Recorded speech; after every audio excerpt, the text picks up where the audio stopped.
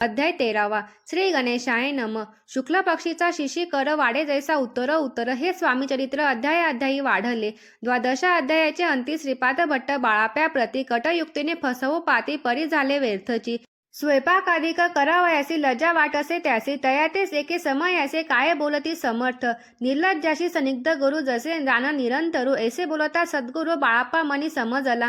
सेवेकऱ्या माझी वरिष्ठ सुंदराबाई होती तेथे तेने सेवेकऱ्यास नित्य त्रास द्यावा व्यर्थची. नाना प्रकार बोलून करी समर्थाचा अपमान परी बाळाप्पावरी पूर्ण विश्वास होता तियेचा. परी कोणे एके दिवशी मध्यरात्रीच्या समयासी लघुशंका लागता स्वामीसी बाळाप्पा ते उठविले.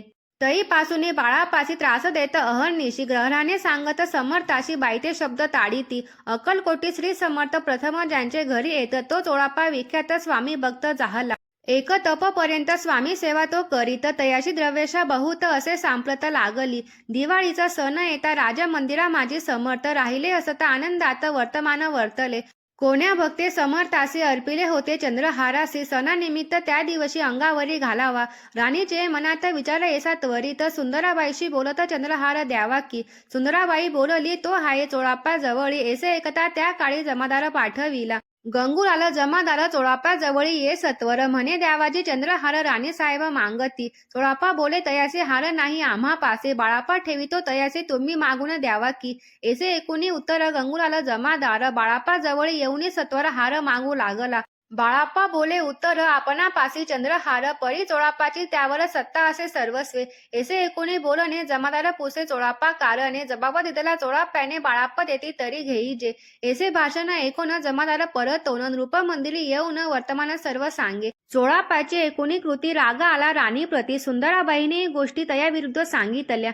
कारभार चोळाप्याचे करी जो होता आजवरी तो काढून त्यास दूरी करावे राणी म्हणत असे. असो एके अवसरी काय झाली नवल परी बैसली समर्थांची स्वारी भक्त मंडळी वेष्टीत. एक वस्त्र तयावेळी पडले होते श्री जवळी तयाची करुणी झोळी समर्थ करी घेतली. अल्लक शब्द उच्चारिला म्हणती भिक्षा द्या आम्हाला. तयावेळी सर्वत्राला आश्चर्य वाटले. झोळी घेतली समर्थे काय असे उणे तेथे जे जे दर्शना आले होते त्यांनी भिक्षा घातली. कोणी एक कोणी 2 रुपये टाकते आणून न रागता एक क्षण 100वरती गणती झाली. झोळी चोळाप्पा ते देऊन समर्थ बोलले काय वचन. चोळाप्पा तुझे फिटले ऋण स्वस्त आता असावे. पाहून या द्रव्यासी आनंद झाला तयासी परीन आले मानसी श्रीचरण अंतरले. चोळाप्पासी दूर केले बाईसी बरे वाटले. ऐसे काही दिवस गेले बाळाप्पा सेवा करीताती. कोणे एके अवसरी सुंदराबाई बाळाप्पावरी रागवून दृष्टोत्तरी ताडना करी बहुसाळ. ते एकोणी बाळाप्पासी दुःख झाले मानसी सोडून स्वामी चरणासी म्हणती जावे येथून. आज्ञा समर्थाची घेऊन म्हणती जावे येथून. याकरिता दुसरे दिनी समर्थाजवळी पातले. तेव्हा एका सेवेकऱ्यासे बोलले काय समर्थ बाळाप्पा दर्शनास येत त्याचे आसन दाखवावे. बाळाप्पा येता त्या स्थानी आसन दाखविले सेवेकऱ्यांनी. तेव्हा समजले निज मनी आज्ञा आपणा मिळेना. कोठे मांडावे आसन विचार पडला त्या लागून. तो त्याचं रात्री स्वप्न बाळाप्पाने देखिले. श्री मारुतीचे मंदिर स्वप्नी आले सुंदर. तेथे जाऊन सत्वर आसन त्यांनी मांडले. श्री स्वामी समर्थ या मंत्राचा जप करीत एक वेळ दर्शना येत हिशोब ठेवीत जपाचा.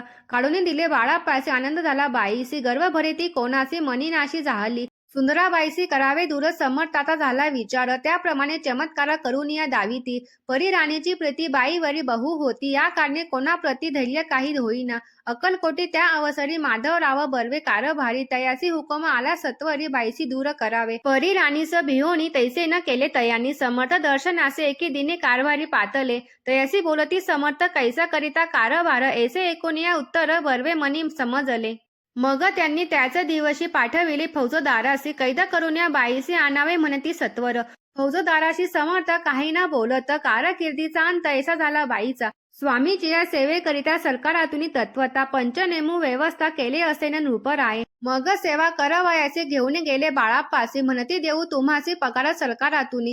बाळाप्पा बोलले तयासी द्रव्यशा नाही आम्हासी. आम्ही निर्लोभ मानसी स्वामी सेवा करू की. बाळाप्पाचा जप होता पूर्ण. एका भक्तास सांगोन करविले श्रेणी उद्यापन हिशोब जपाचा घेतला. बाळाप्पांनी चाकरी एक तप सरासरी केली उत्तम प्रकारे. समर्थ ते प्रिय झाले. दृढ निश्चय आणि भक्ती तेसी सद्गुरु चरणी आसक्ती. तेने मेत मोक्ष हाती अन्य साधने व्यर्थची. उगीच करीती दांभिक भक्ती त्यावरी स्वामी कृपा न करीती. सद्भावे जे नमस्कारिती त्यावरी होती कृपाळू. अक्कलकोट निवासिया जय जयाजी स्वामी राया रातन दिन तुझा पाया विष्णू शंकर वंदिती. इथे श्री स्वामी चरित्र सारामृत नाना प्राकृत कथा संबंध सदा भक्त परिसोत त्रयोदश अध्याय गोड हा. इथे श्री स्वामी चरित्र सारामृते त्रयोदश अध्याय. श्री स्वामी राजार्पण मस्तु शुभ भवतु.